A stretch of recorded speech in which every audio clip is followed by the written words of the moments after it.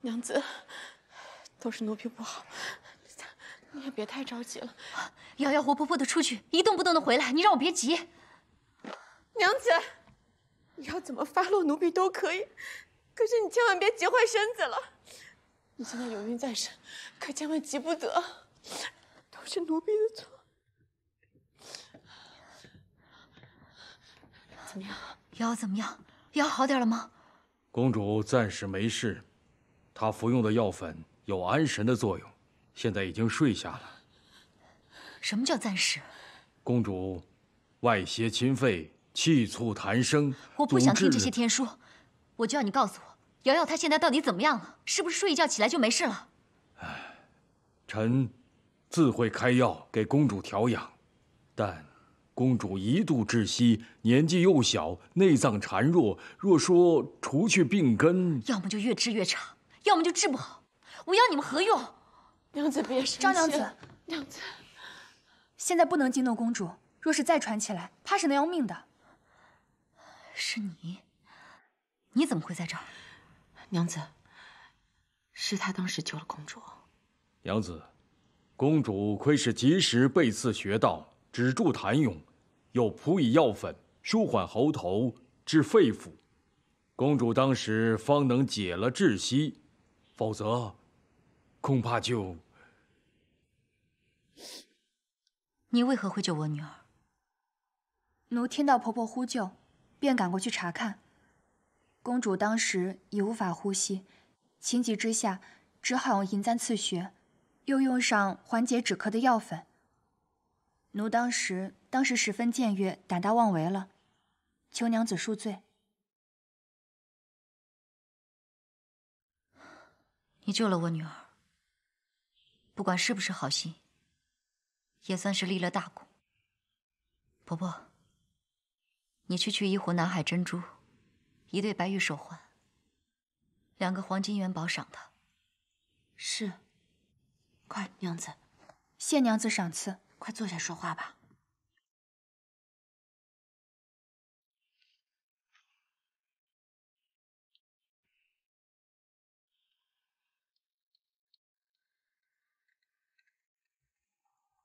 公主此症极像是因花粉草籽而起，若是再度发作，怕是更加危险。伺候公主的人，定得更小心些。朕其实知道，慧柔并不怎么擅长读书。她愿意去宫学，是因为在宫里始终对着这么几个人，在这么一小片地方，闷。去宫学读书之外，还能见着些不同的人，听些新鲜的事来。正是因为他这份好奇心，他现在半大不小的年纪，说话没个遮拦。官家如今要开天章阁，下亲笔诏书，即将裁撤冗员，又要改科举取士的规则，人心必然不安，人人都想知官家的态度。慧柔的身份实在特殊，宫学的石先生呢，又乐谈时政，他一个无意评论，都会有各种揣测。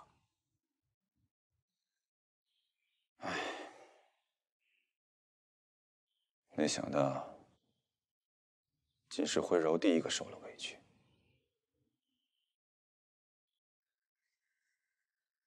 官家，慧柔是皇长女，也是有皇家的责任的。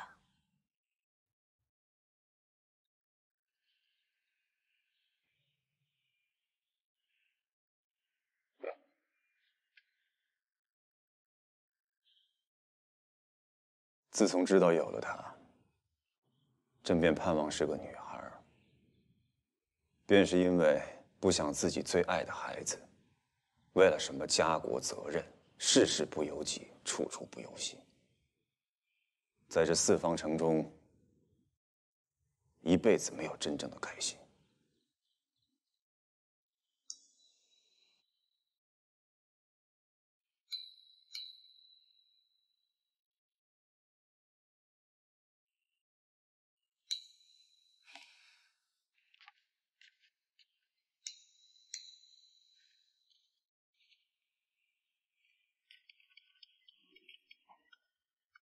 自臣妾身居中宫之位，该对官家说的，不敢不说。若是臣妾哪里说的不对、不好，惹官家生气了，成为官家这一辈子不怎么开心的缘由之一，那臣妾也无话可说，请官家降罪责罚。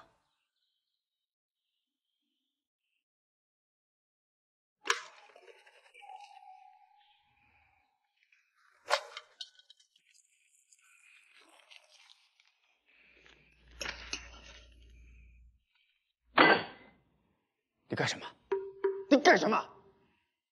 我又没说你的决定有错，我不过是心疼辉扰，你便拿出这千古忠臣要死谏的架势来啊！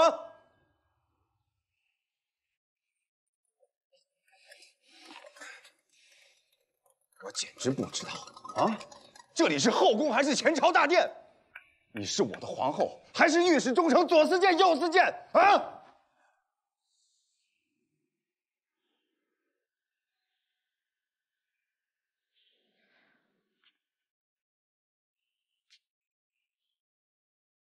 自大婚当夜以来，臣妾只是大宋的国母，官家从未曾把我当成你的妻子。既然如此，臣妾便处处事实，把自己当作大宋的国母，片刻不敢怠慢。公主得了疾病，我们娘子怀了龙胎，急得落了红。你拦着我不让我见官家，我们娘子真出事了，你担待得起吗？官家！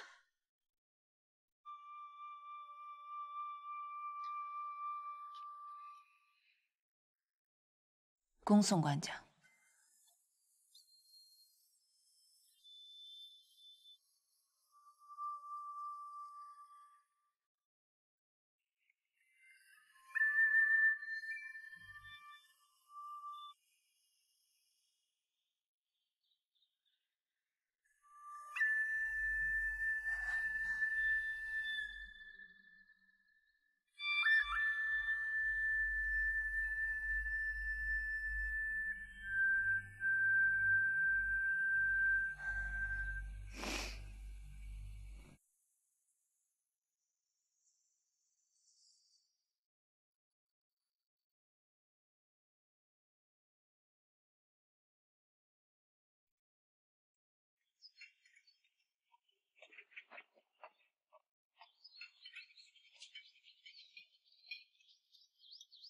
公主此症，像极了因花粉招致的气喘，奴自己也有此症，因此救急的药散是常备的。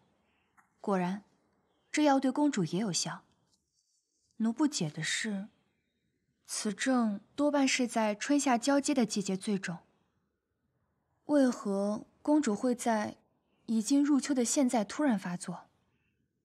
奴想请问医官，公主在春季时是否也有鼻塞流涕、眼红流泪、皮肤起疹的状况？哎呀，不瞒姑娘，老夫也有一样疑问，因此刚刚查了四公主的病案，确曾有过。是否构述花期的期间呢？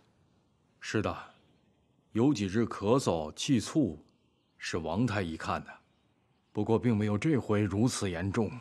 突然在此时发作，倒是，或是当时后院另有其他花树草籽之类，或是其他隐疾。姑娘，临危不乱，救下公主。姑娘想弄清公主发病原因，为防再次发作，是救人的仁心，老夫佩服。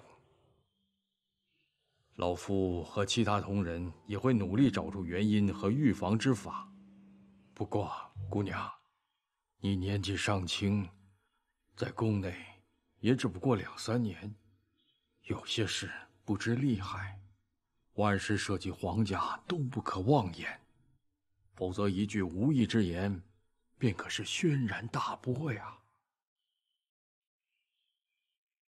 谢医官指点。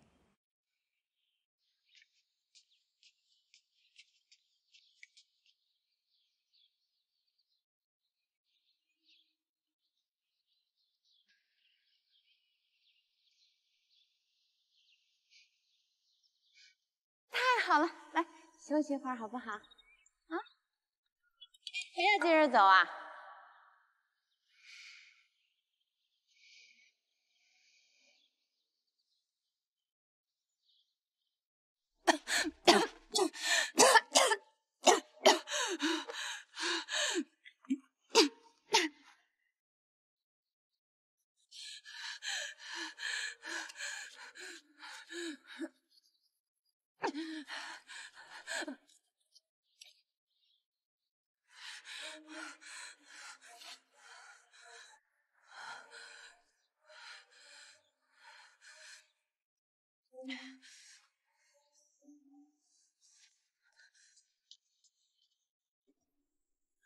没事的，没事的。刚才太医说了，你不过是受惊过度，胎儿无大碍，只要静静养着就好。瑶瑶也不会有事，虽然常有咳嗽，只要慢慢调养，不再发作，再过1、2年也是能慢慢去根的。不是说燕窝川贝能清肺吗？以后从罗湖国境的燕窝就全给瑶瑶养着。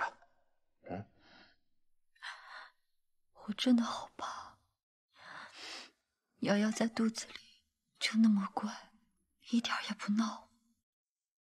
从她出生，我日夜自己照看，直到白日都不敢离手。眼看着我的瑶瑶一天天长大，会叫姐姐，会叫爹爹，会坐，会爬，会走，直到我才发现自己有身孕，总不能一直盯着她，谁知就出了事。不怕，我陪着你，我一直陪着你，直到孩儿出生，瑶瑶好转，日日都来，绝不食言。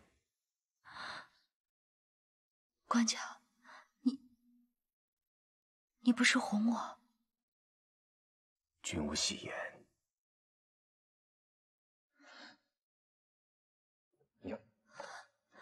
官家，请将碧寒降回美人位分。什么？碧寒想必是福薄，不配被官家如此疼爱，所以遭到了疾恨灾祸。月儿因诅咒而夭折，瑶瑶又遭受了这样的劫难，我真的怕了。可若说让官家少疼我一些，多去看看其他娘子，那我宁可是现在死掉也不舍得。所以请官家降低我的位分，减轻疾恨，给瑶瑶和肚子里的孩子积福。只要官家爱我们，他们平平安安的长大，那碧寒便是做一辈子的美人，也是乐意的。张碧寒在此发誓，所说皆是真心，如有谎言，天诛地灭。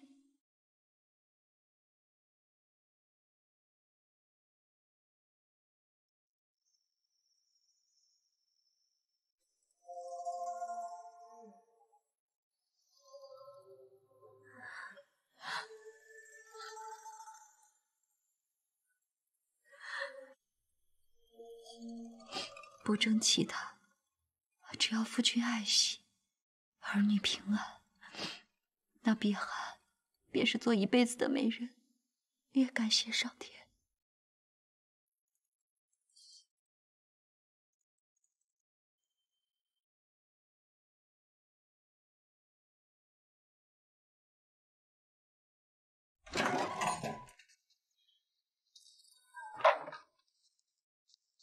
婆婆，是你。婆婆，这是做什么？少给我装蒜！所有的衣物帕子都是你取回来熨烫熏香的。这条帕子好端端的，为何会沾染了大量的构树花花粉？还有，碧寒的窗子外面，为什么会有那么多棵构树？那婆婆怎么不捆了我去她面前？人证物证找太医对了口供，直接拉出去打死，官家都不会心慈半分。婆婆怎么不呢？这帕子是我淬了构树花精液，熬呀熬，提呀提，可是送到公主口鼻的却是婆婆。婆婆最近因为夏书相的事儿，要用怀民，要用我出去打探消息，联络故旧，对我是亲近了不少。以她的性格，婆婆觉得会不会怀疑迁怒呢？你是在威胁我吗？你竟然敢威胁我！你威胁我！你赶紧使个胆！你威胁我！撒开！干什么你？你再威胁一个试试！我早就警告过你，不要随便乱来。那姓董的丫头精明得很，万一看破些端倪，让内卫知道了，放火烧了这香鸾阁，大家一起完蛋。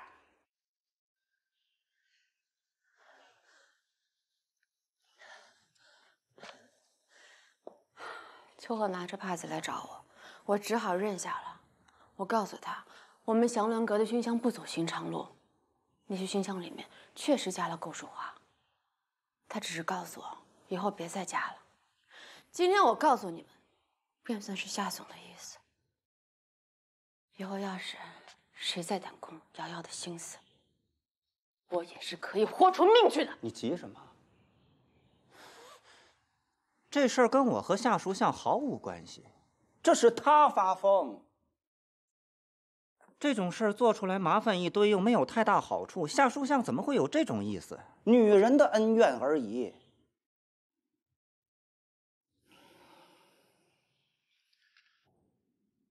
不过呢，刺刺他的心也好，横竖他都是要恨到中宫和仪凤阁去。这些年，夏书相在外面提拔他大伯，一个个帮他拉拢人，花了不少钱、不少精力，不是让他搂着个丫头，只甘心做官家三品嫔御。碧寒的性子逼不来，你们千万别再乱来了，我自会慢慢劝他。至于他，我不能就这么算了。你打也打了，掐也掐了，还想怎样？再重，让张茂泽看出端倪来，你是不想活了。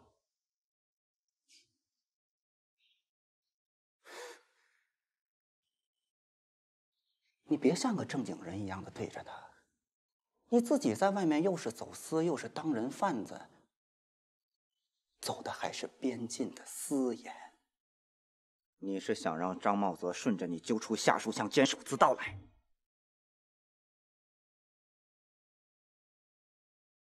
可以呀。好。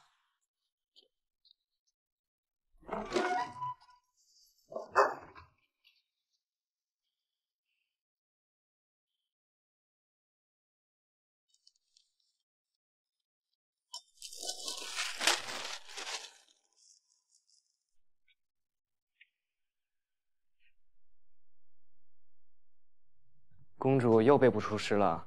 什么药？什么药啊？怎么你也有啊？你也笑我？怀姬出言无状，请公主责罚。你当我真不敢责罚你啊？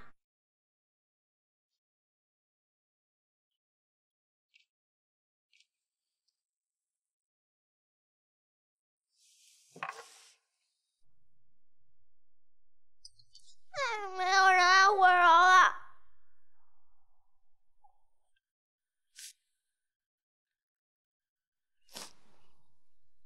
怎会有人不爱公主？都不爱了，他们都不爱了，你们不爱了。慧柔脾气坏，又笨，背不出来书。公主是最美最可爱的姑娘，在怀姬心里，便如仙女一样。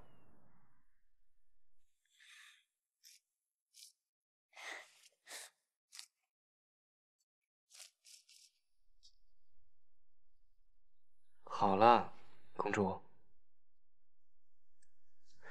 公主不哭，官家跟娘娘是最疼爱公主的，苗娘子最护着公主，怀吉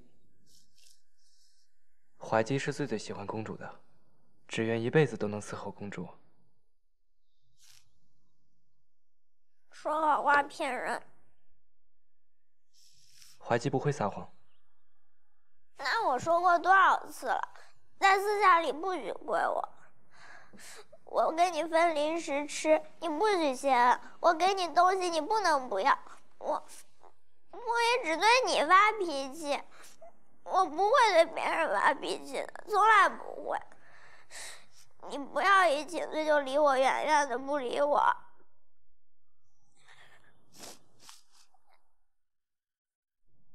怀吉，我说的你都记住了没有？哥哥，我说的你都记住了没有？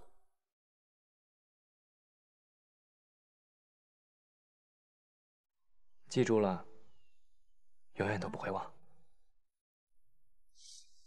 还是哄我的，说好永远陪我，现在才3、4天来陪我画一次画，怀吉是爹爹的。今日一来便看公主在伤心，竟然还没来得及传官家的旨意。官家命我以后每日申时之后来陪公主读书，司公令教的，公主若有不懂的，怀吉须得尽力帮公主解释。司公令未教，但是公主感兴趣的，可以告诉怀吉。官家说，不管哪位重臣大儒，怀吉都可以带着公主的问题替公主请教，再来将名师的指点授予公主。我知道爹爹对我最好了，爹爹最好了，爹爹他最疼我了。每天让怀吉来陪我读书，可不比在宫学更好吗？我们去找些吃的吧。那天我与姐姐和娘娘赌气，说不饿。姐姐说，那就别吃了。我看你最近也有些胖了。怀吉，我有没有变胖？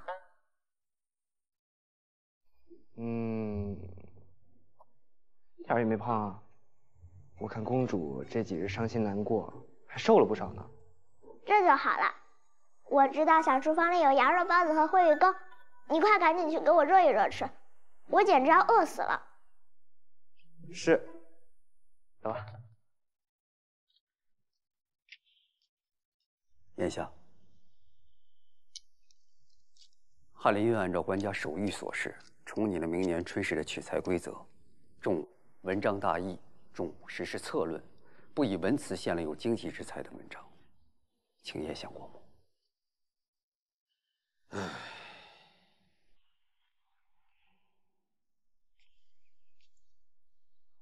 张相，官家下手诏，范征渊整顿吏治不过2月，京城周围4落便罢免了官员100余人，这许多我看也无甚大过。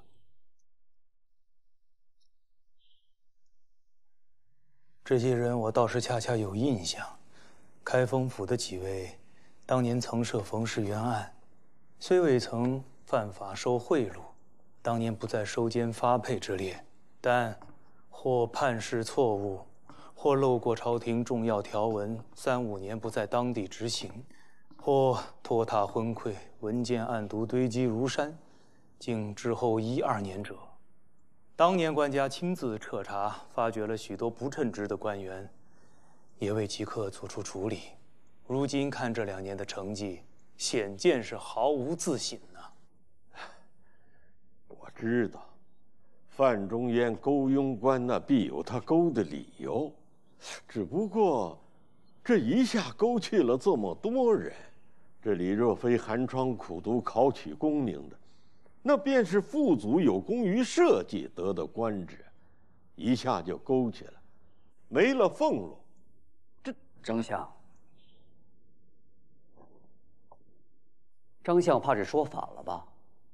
不是如今夺了他们的官职俸禄，是从前他们就错占、盗占了朝廷俸禄，百姓血汗。再者，苦读考取功名得职位，是为报国；施展抱负，为天下百姓谋福。难不成日日苦读，只为求得后半生钻进这米缸，做个米虫不成？这再说，若父祖雄烈，子孙更该奋进不辱先人，顶着祖宗姓氏，尸位素餐，才更是败了家呀。像苏学士这样少年便以文名动天下，出身名门却又不屑恩印官职，可考金榜题名，被选入馆阁的奇才，眼里原是瞧不见芸芸众生的。假象批评苏某眼高于顶，直斥便是，何必如此反讽？可不敢。苏学士自己就是金凤凰，只看得见身旁的大鹏鸟，勿以类聚而已。能与苏学士常相往来的，都不是吴白丁所能形容，必是名门才子诗动天下。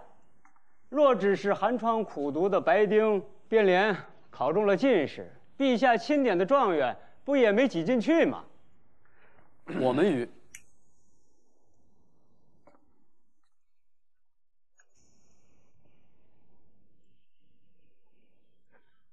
王某无趣，懂不了风流才子的幽默洒脱，只是觉得那种不入流的笑话，一而再、再而三的讲也就罢了，总不至于到梁府议事大堂来调笑。王兄，不敢。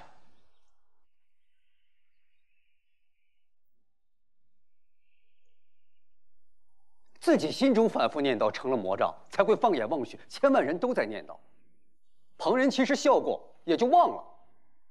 王忠诚，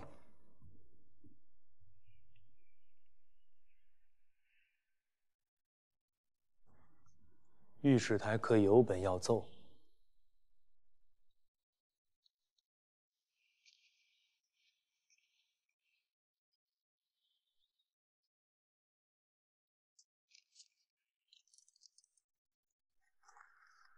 10日前，金鸡亦被免职50岁的县令自杀身亡，余下80老母，4女1子皆未长成，家无余财，无所依靠。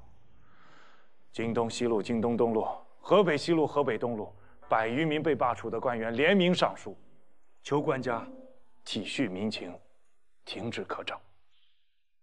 娘子，你可知道，我夫君在前妻热丧中迎娶妻妹的事，竟被编排成段子，各个勾栏瓦舍都有讲说。甚至前日，我夫君逮住2个嚼舌根的下人，说什么老爷在前夫人怀着公子的时候，就看上了小姨子，把前夫人逼死，并急吼吼的把我娶回了家。夫君怒不可遏，要绑了2个下人去见官，办他个诽谤主家之罪。可是竟然知道这是勾栏戏最新的段子。娘子，我从没做过错事，为什么要让我受这般的侮辱？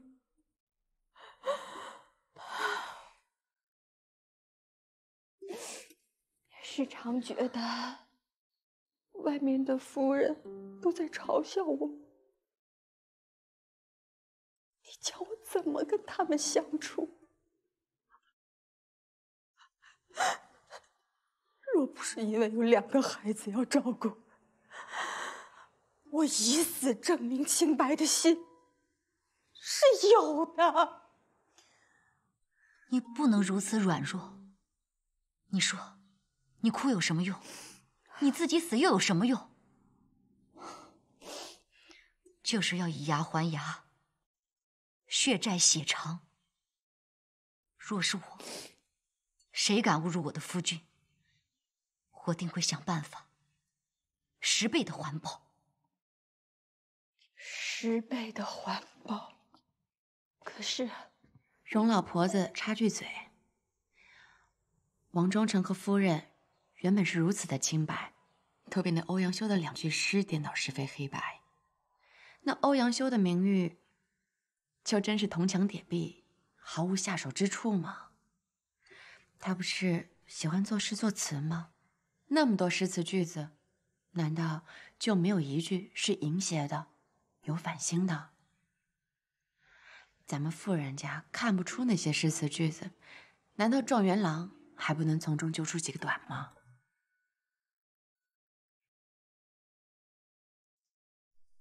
对店铺侵占街道、影响周围邻居等事，又做了5项补充规定，请官家过目。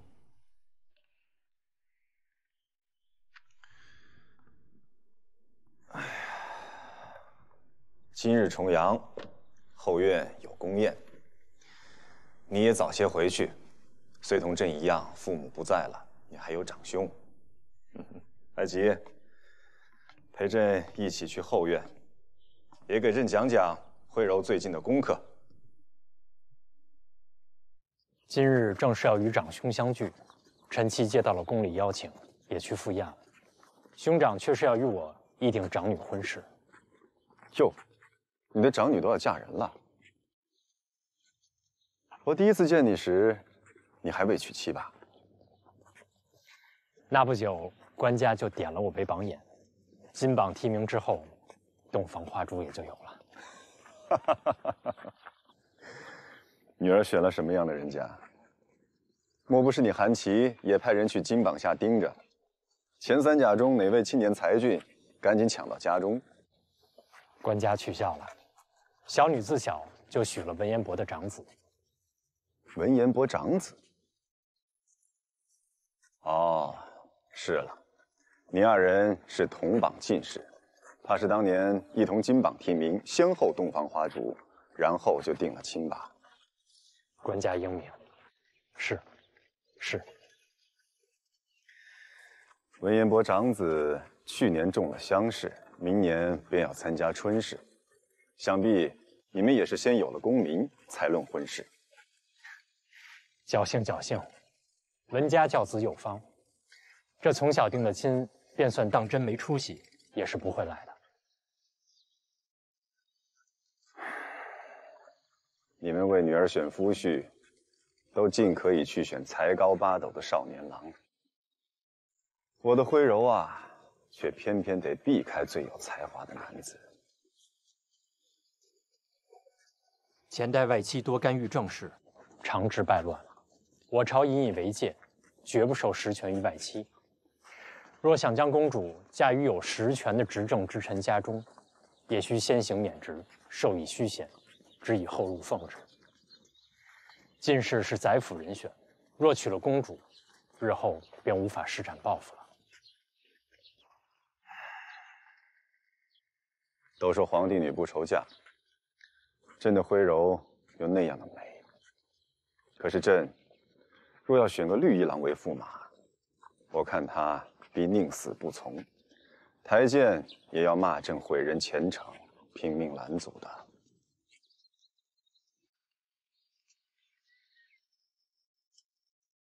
崔白的那4幅画在京城红极一时，粉本被画坊纷纷传用，制成了扇面、荷包、香盒、屏风。京城女子也纷纷模仿画中你的妆容和纱衫，甚至女官的软脚锄头和墨色圆领纱衫。你那款醉江寒香丸，京城皇家香药铺中每次上货都必在3日内售空，连我家那地妇每次进宫，都在求董内人亲制的醉江寒香丸。如今，京城女子最时尚的香，是醉江寒，而不是阁中香吗？秋荷，其实你很好胜啊。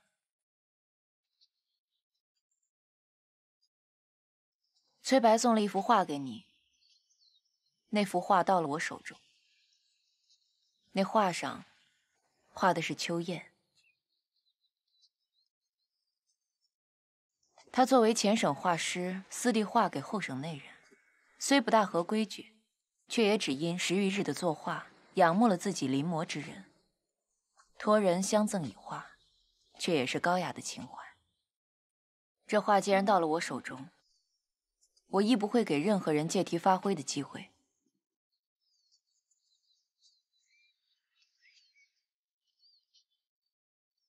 但是我想要你给我一个答复。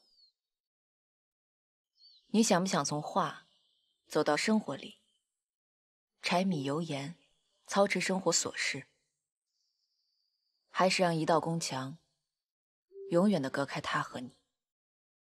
他永远在墙外，你永远在墙里，即使瞥得见，也看不真切，也就永远是画里的模样。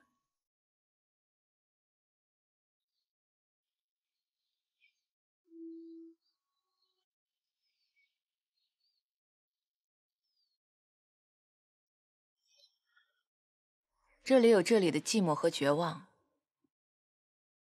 也有这里的机会和尊荣。上福局的楚上福多病，过年就要告老出宫。你的手艺也在彩儿之上，只不过若是成为国朝史上最年轻的上福，就不知何时能离开这里，或者说，究竟还能否离开这里了。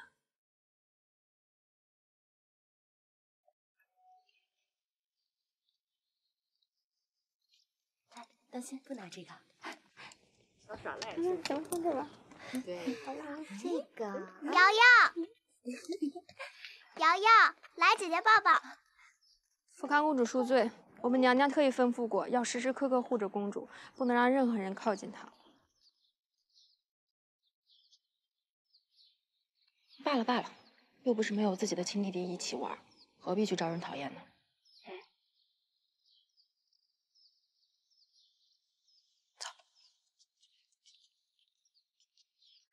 这样吧，瑶瑶，姐姐送你一个姐姐最喜欢的玩意儿陪你，好不好？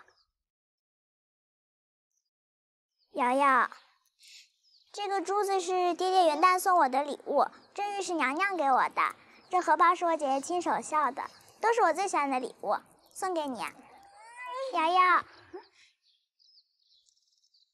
住手！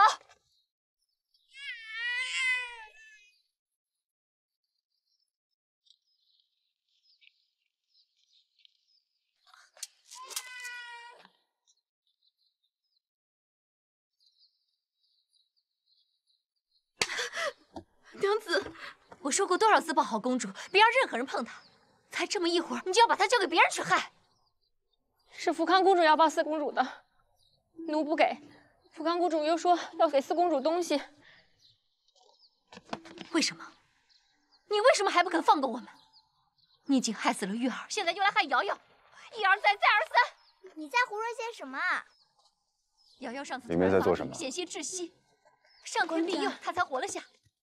你还是不肯放过她，我要撕了你这张皮，露出你蛇蝎一样的面目来！哎，住手！娘子，住手！娘子，不可！娘子，放开我！娘子，不可呀，娘子！啊！这是干什么？怎么了？官家，你是知道的，瑶瑶上次发病，太医就说她是花粉草籽之类的外泄侵肺，当时太医就觉得奇怪。春天都没有发作那么厉害，入秋了按理说不应该的。我当时便有个疑惑，是不是有人在他的贴身衣物上下了毒？来，起来，先起来。好了啊。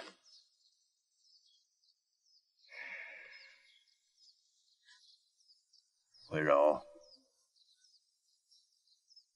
你把装着胭脂粉的东西塞给瑶瑶，为什么？疯子，你说什么？爹爹刚才……不要再说了，立刻回玉凤阁去反省。反省？爹爹，你还没听我说。回去，马上离开这里。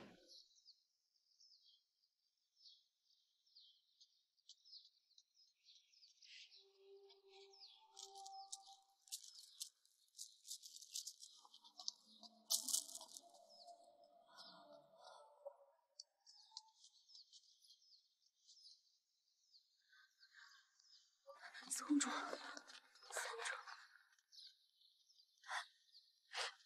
好了好了，不哭了啊。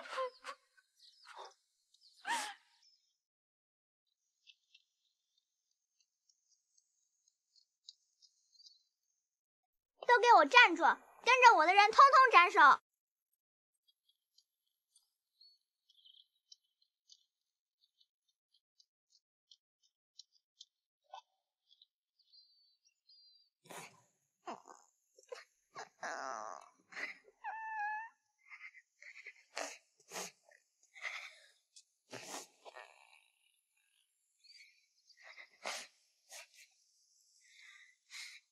对不起，打碎了。当时才学着做，做得太丑了，再给公主做个更好的。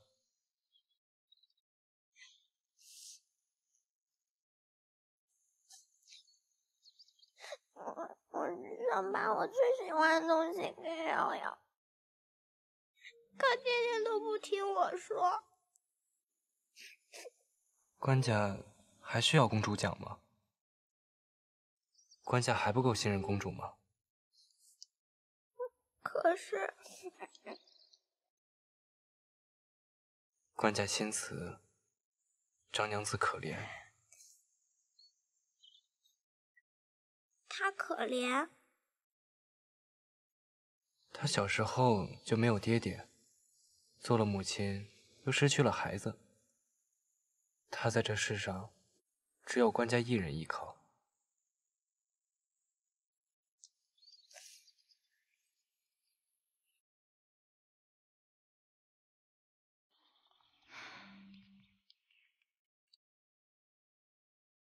今日最新来发热咳嗽，我便没有去后院赴重阳宴，竟出了这样的事情。不是我护着自己的女儿，慧柔她一向喜欢弟弟妹妹，她自己心胸狭隘刻薄，便自然不能懂这干干净净的心。官家到了。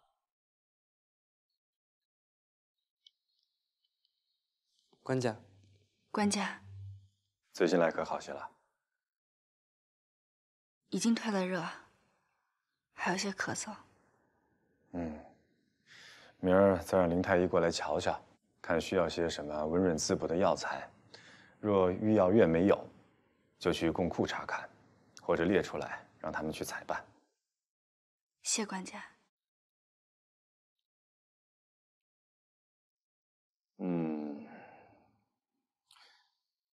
是不是这些日子便让他开始背诗认字，还早了些？再缓缓吧。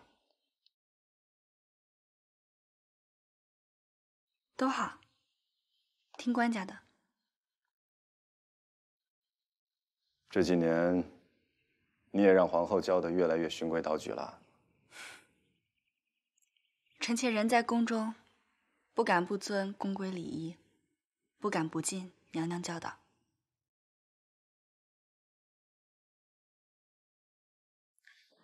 慧柔呢？在她房里吗？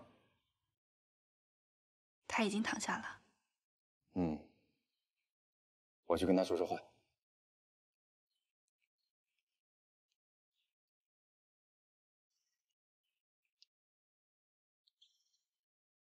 官家，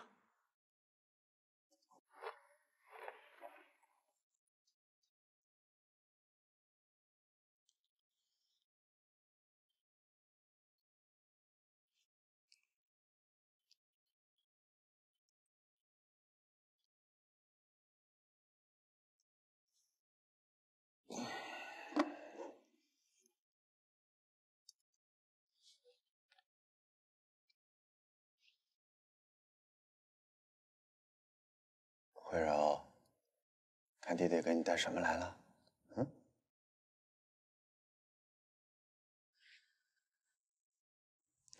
这都是今日新做的点心梅子，厨房换了师傅，会做不少苏杭点心，爹爹以前都没吃过的。这是给今日重阳宴会新做的。爹爹把最好的每样给你捡来一块儿。若是过夜了，味儿可就不好了。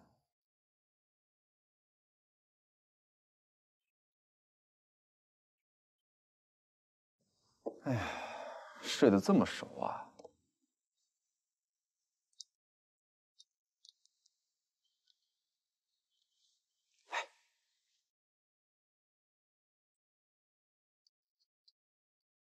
赏给你了，拿去吃吧，或者跟萧叶儿他们分了都行。罢了罢了，快去吃吧。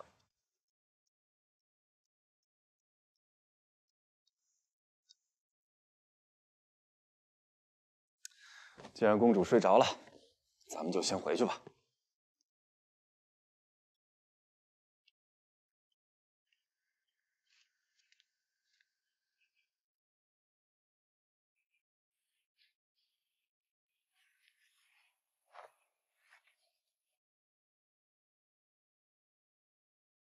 爹爹走啦。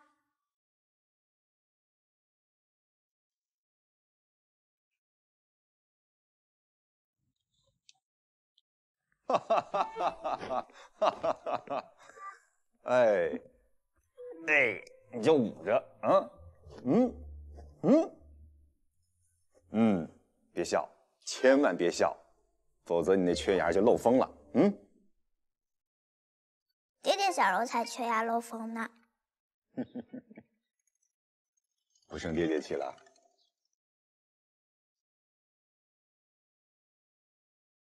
我有些伤心。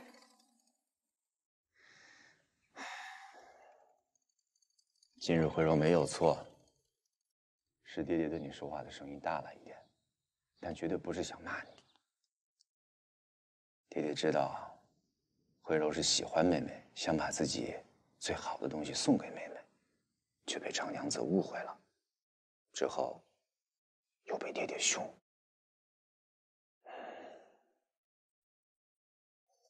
你三妹妹生下来身体就不好，后来病越来越重，越来越重。张娘子没有办法，爹爹也没有办法。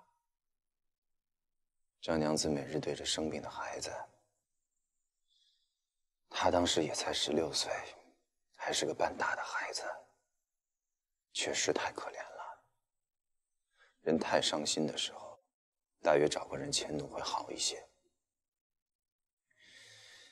也因为那个诅咒的布偶，他就认定了你。他泰然撕裂，爹爹也没法劝解。如今，你的四妹妹是他的命根子，他经历过一次失去女儿的绝望，越发害怕，越发疑神疑鬼，而这种怕，让他没有办法好好想事情。今日的事情，爹爹委屈了你，可是爹爹当时只能分开你们。爹爹相信慧柔是清醒的、懂事的，可是张娘子当时确实是有些疯了，听不进任何的道理。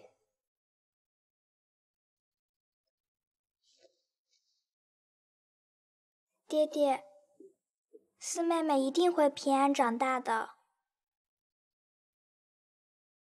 爹爹，你说张娘子伤心，可她的伤心发泄了出来，你的伤心却藏在了心里。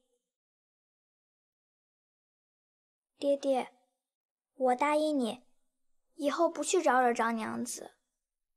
她对我说再难听的话，也忍忍。实在气不过。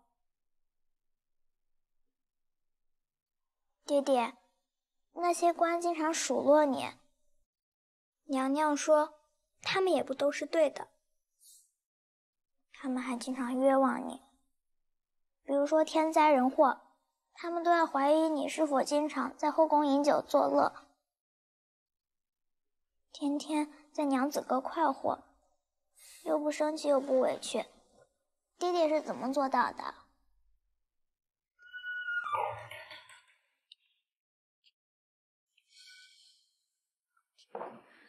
婆婆又是怎么了？脸色这么难看。今天咱们张美人不是很威风吗？当着众人的面儿，可是把陛下的亲家家福康公主都欺负去了呢。心里明白，要不是那个扎针的布偶，他根本不可能跟福康公主结仇。那个布偶到底是怎么回事？你心知肚明。那根本不是杨怀民和夏总叫你干的事儿，那根本就是你的私怨。你别以为你跟杨怀民勾着，我就拿你没办法。那婆婆今儿是来抄检的。算了，我就实话告诉你吧。那布娃娃是我做的，我不过就是为了泄愤。月儿从生下来起就病病歪歪，能养大才怪。你还真以为是我咒死的？那瑶瑶呢？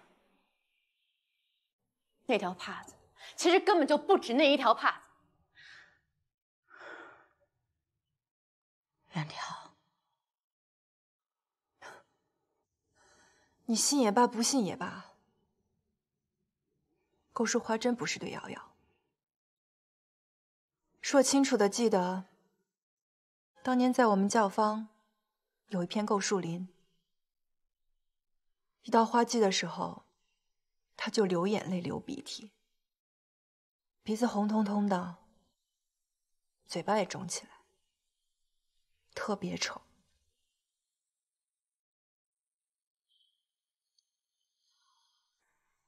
为什么？为什么你这么偏心他？明明最听你话的人是我，明明很多人觉得我比他更美，比他性情更好。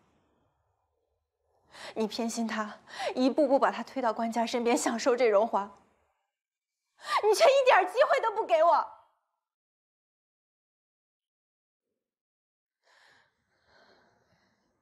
京城西郊的大院子，你挑一座。干什么？就当是我对不住你，陪你的。我给你一辈子花不完的钱，还有大宅子、金银珠宝、绫罗绸缎。你出去以后好好过日子，别在这儿做这样的活，还和杨怀民做朋友。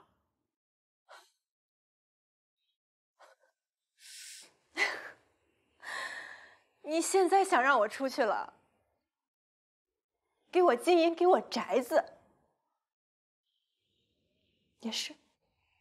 他现在眼里根本就瞧不见我了，不是当初恨不能咬死我、吞了我的时候了。当初他如愿到了官家身边，我这个仇人留在教坊过的是什么日子？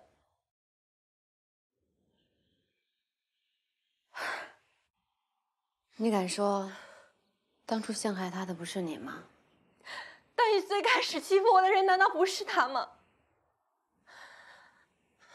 好了，前尘往事，一笔勾销。你现在走，也算是得了后半辈子富贵的保障。我不走，我敢跟你保证，我不会再动他了。他死了个女儿。瑶瑶又险些误打误撞被我害死，我跟他的账两清了。从此之后，咱们继续做一条船上的人。如今他完蛋了，咱们都没得玩。那你到底想怎么样？我不走。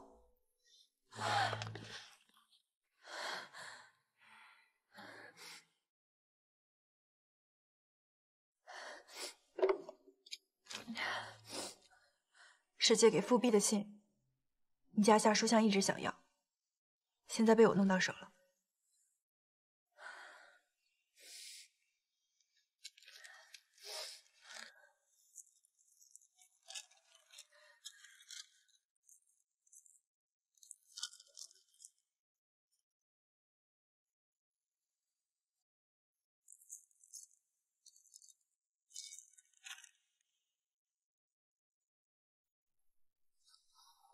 有反词吗？还是他们私底下也有收受贿赂、贪腐之事？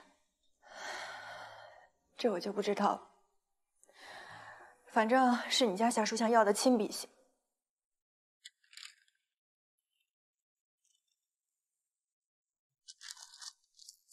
你怎么弄到的？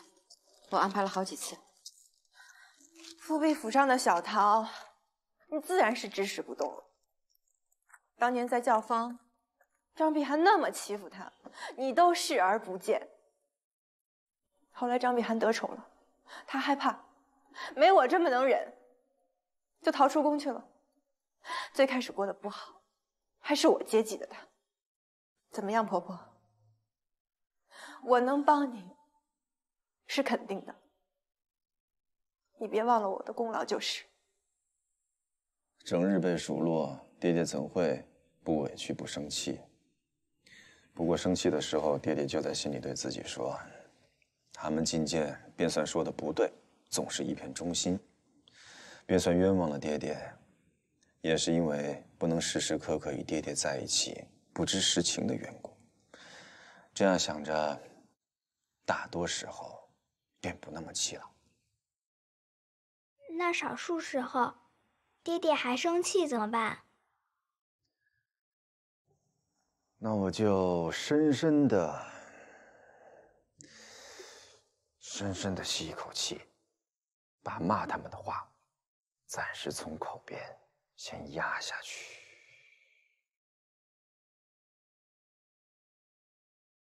然后，根据那个正在骂我的大臣的不同，我就在心里对自己说不同的话。什么不同啊？比如，我现在对面是范仲淹在觐见，那我就会跟自己说，他小时候没有父亲，读书的时候只能在寺庙里借住。冬天冷，夏天还有蚊子，一天只有1把小米，熬成1锅粥，还得分成2顿吃。晚上还得早些睡，不然饿的时候没睡着，那一整晚就睡不着了。我就想，我比他多吃了20多年的羊肉酿梅子，听他多说几句，便听吧。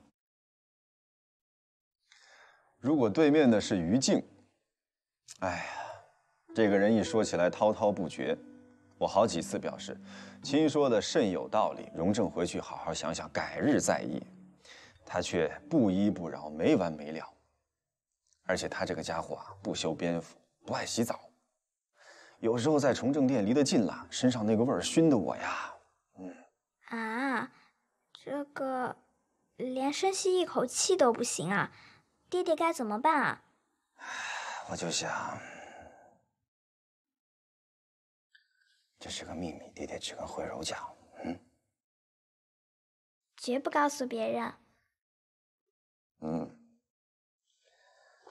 爹爹就想，这个人身上臭烘烘的，他的女儿肯定不愿让他跑，见到他就跑，宁可自己去读书写字，也不想跟他玩。而他又这么凶，这么能说，永远一副最有理的样子，他的夫人和朋友就不敢劝他多多洗澡，搞得他都不知道自己身上有这么大的味道。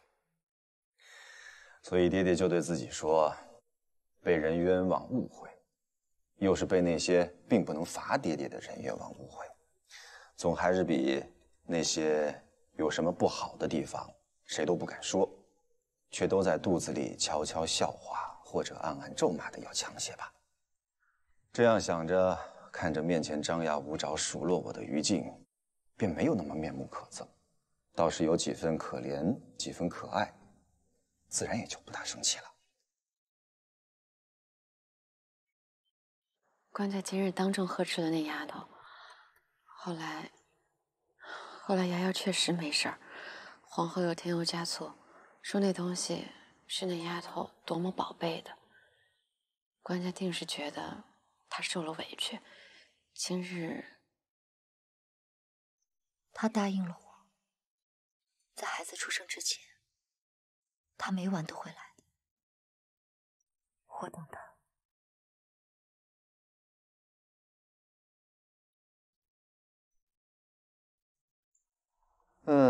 如果对面是苏顺钦呢？苏学士，爹爹不是很喜欢他吗？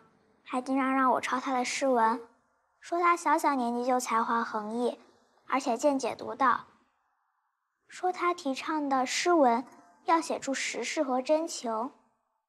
他说要像唐朝的白居易那样写实，不要故意华丽，更不要故意让别人看不懂。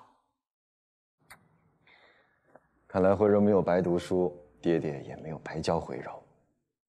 对，苏舜钦固然文采绝伦，学识过人，然而最可贵的却是一片赤子之心。文以载道，诗以言情。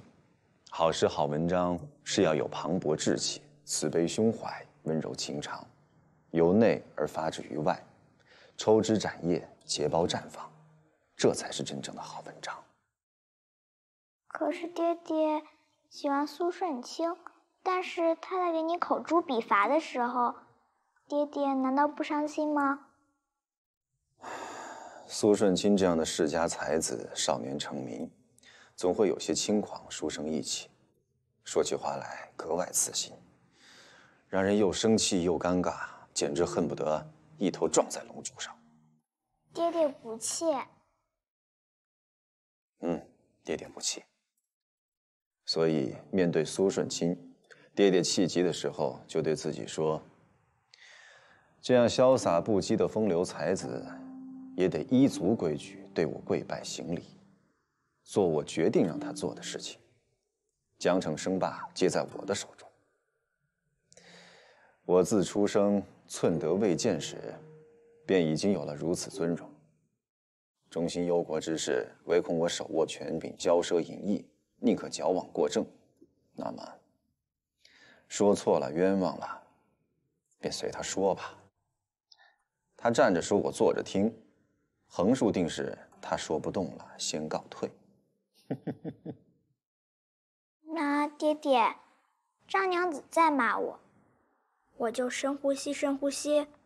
要是我实在生气，我就在心里说，他是个从小没爹爹给他讲道理、没读过书的疯子。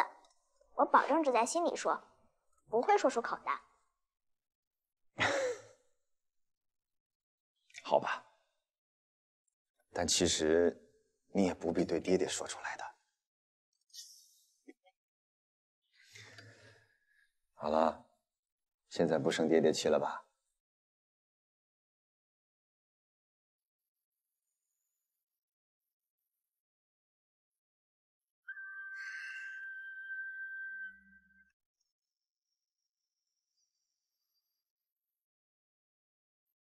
慧柔会把它们再穿好的。姐姐说，摔碎的玉佩可以拿黄金再把它镶上。爹爹给慧柔的，慧柔再生气也不会乱扔。爹爹给慧柔的，就算慧柔生气扔掉了，爹爹还是会捡回来的。爹爹，慧柔以后一定乖乖的，不让你生气。慧柔一直都是最乖的。爹爹，方才那个点心呢？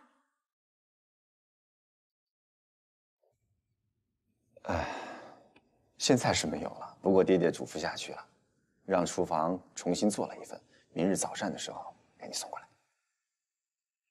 哦，爹爹，我还想让你答应我一件事情。什么？以后啊，我再生气的时候，你再带好吃的过来。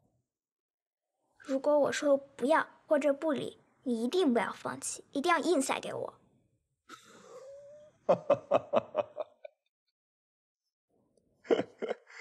好。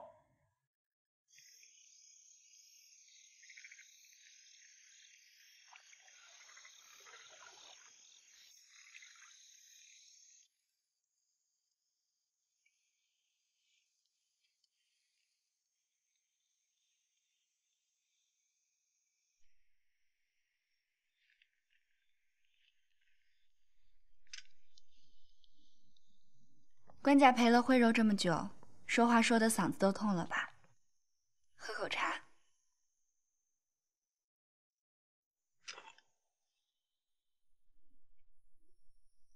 最近来还是有些咳嗽，我怕夜里再烧起来，自己看着放心些。今日就不留官家了，等改日最新来全好了，官家得闲再过来尝尝我新鼓捣的蜜汁白果和花果茶汤。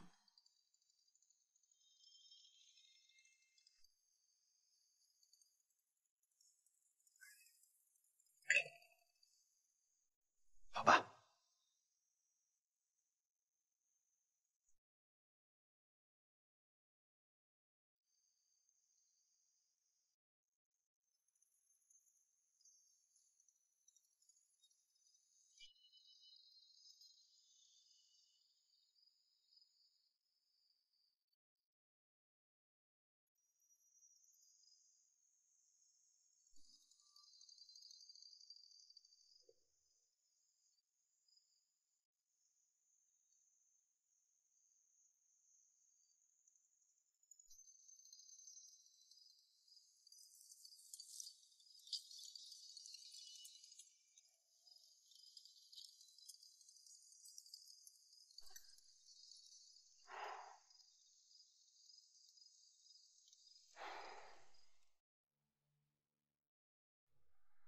官家开天章阁，下亲笔手诏，行新政以来4月余。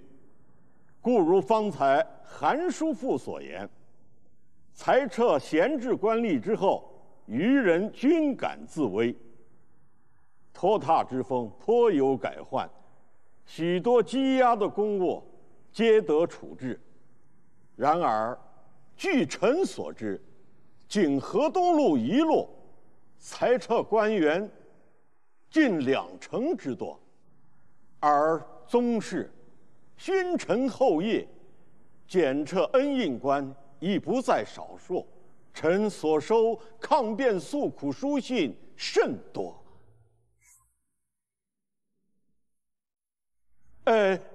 臣并非反对整顿吏治，而臣以为此事当缓缓而行，至少使被裁之人有所准备，否则一夕之间，一人前程尽毁，而一家顿失支柱，这不合本朝优容文官的祖宗家法，更不合陛下宽容仁和的治国之道啊！下官不才。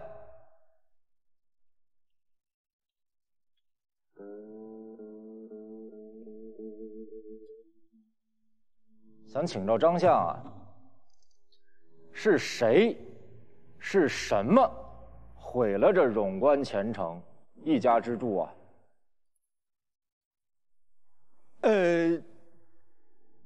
欧阳思监何许明之故问呢？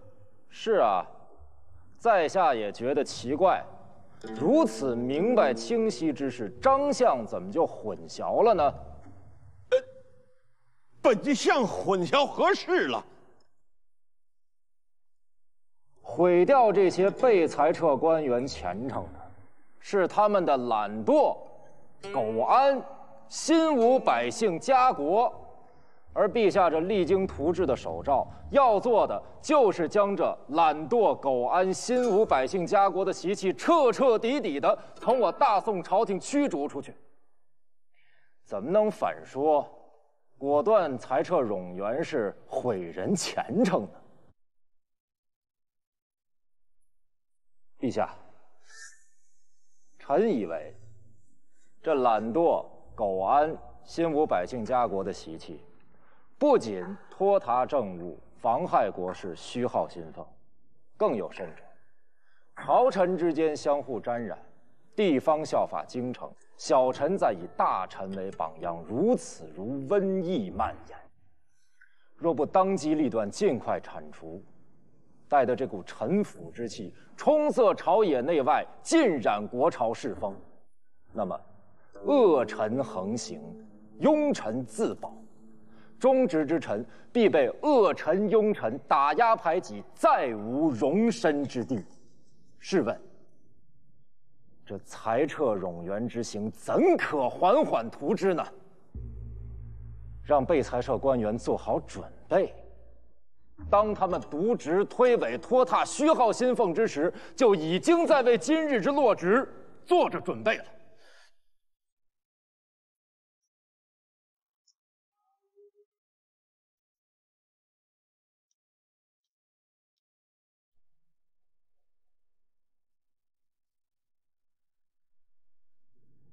其实，在1月前，臣在查各路监司、刑狱等官员时候，傅学士亦为被彻查官员的家人伤感。他曾对臣说：“范兄一笔勾去，便是一家同哭。”臣听了此语，便请傅学士就将那日臣所勾去的所有官员的名字给臣。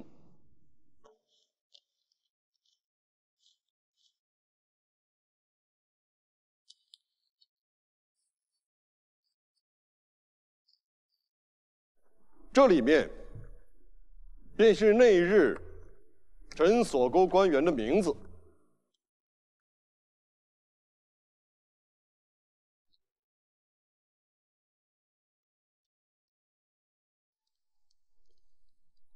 臣与傅学士一起细查他们每一位的俸禄之数，查其有无享受下属辖区商家孝敬之事，查其所置家宅田亩之数。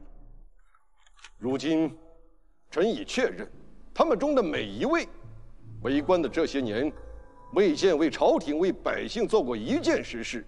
但他们最穷的，这些年的积蓄所买的房产，却已抵得上10户小康之家了。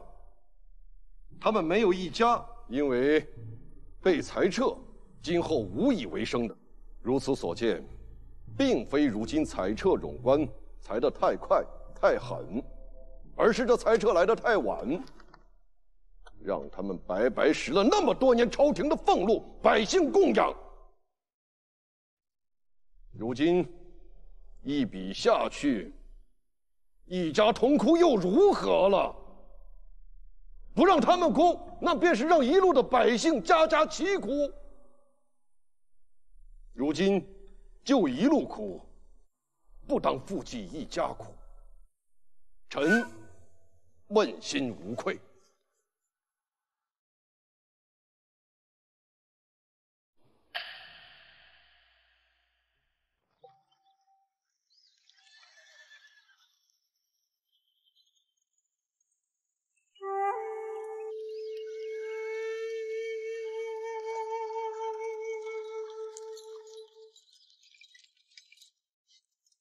你再次确认城中布防，我这一队人要确保城中主坛庞安抚使的安全。是。谈判一开始，把营房里所有的鹰隼都放出来。是。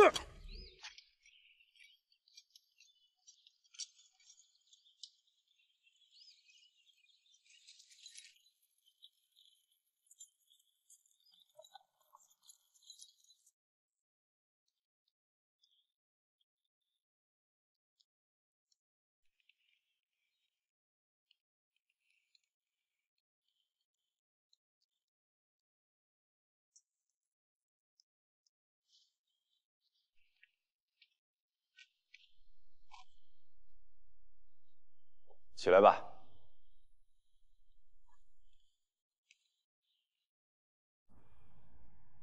几年前，你大理寺评事、国子监执讲时，朕见你讲经论道时的才华风仪，甚为惊喜。谁知，你父母先后去世，你回乡丁忧。这几年为父母尽孝之时，亦笔耕不辍。你的十哲论、四豪论、贾生论，朕都看过。臣才识浅陋，承官家如此厚爱，不胜惶恐。如今父丧期满，对双亲哀思长存于心。臣将去丰城赴任，必鞠躬尽瘁，以报国家，不负官家如此厚望。朝廷裁撤冗官，卿有何看法？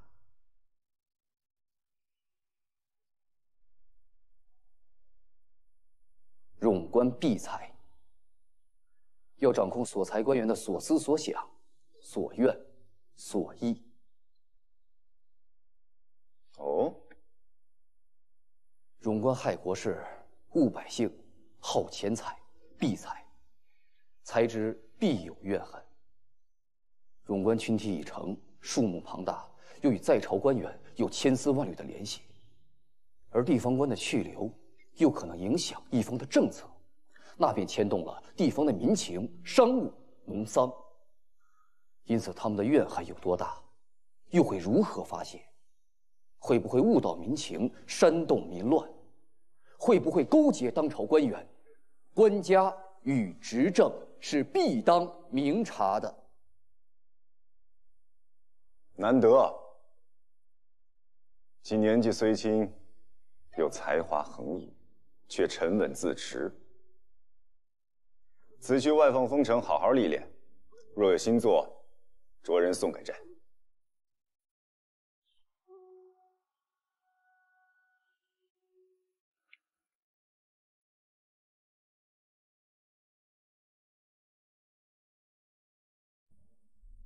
论美人张氏恩宠，宜加以财损。说正逢寒冬，冉院工匠为完成皇命，不得不于苦寒之际凿冰取水，染炼供应。哼，他欧阳修不仅措辞严厉谴责此事，更是提出官家对娘子恩泽过贫，有误圣德之事，难避偏浅。哎呀！我为了孩子，为了官家不受他的聒噪，自请降位，他们还不肯放过。欧阳修，口贱心毒的卑鄙猥琐鬼，他才必遭天谴。我的孩子若有个好歹，我不会放过他的，我绝不会放过他的。傅叔父，官家在用膳。是复辟吧？臣在门口候着。进来吧。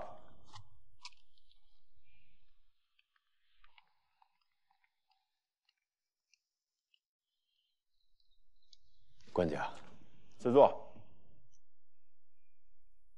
官家如此辛苦，午膳此时才用上，还是要多保重龙体。朕倒是故意避开御书房的午膳，借着公务繁忙马虎一顿，让他们去给朕买了王婆家的包子，朱雀门曹家从事的猪皮肉。父亲可用过午膳，来，朕赐你包子、猪皮肉与朕同食。谢官家。不过今日得了官家的口谕之后，臣尚要速回枢密院传信延州。庞吉与元昊的和谈有了进展。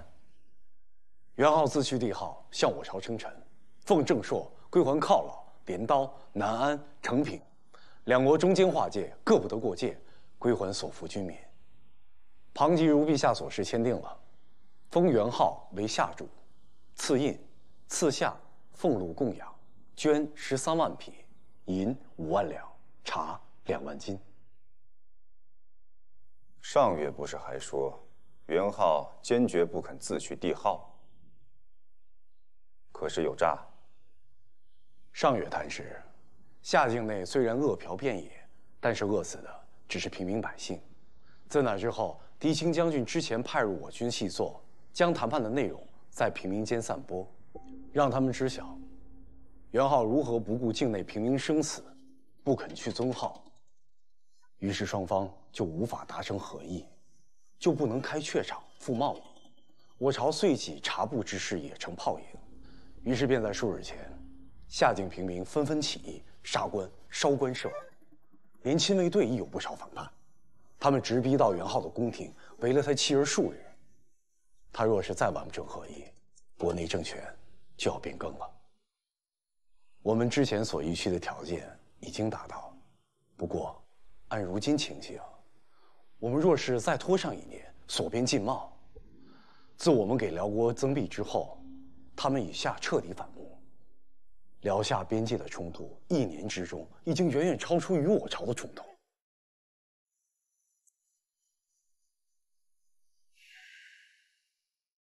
榷场开放，边界商税所得，宝元年间便有50-60万，远超给夏的岁赐。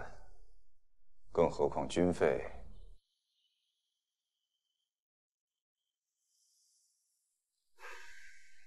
既然已提出的条件达成合议，便如此吧。此事一了，也让陕西和陇中的军民安安生生过个年吧。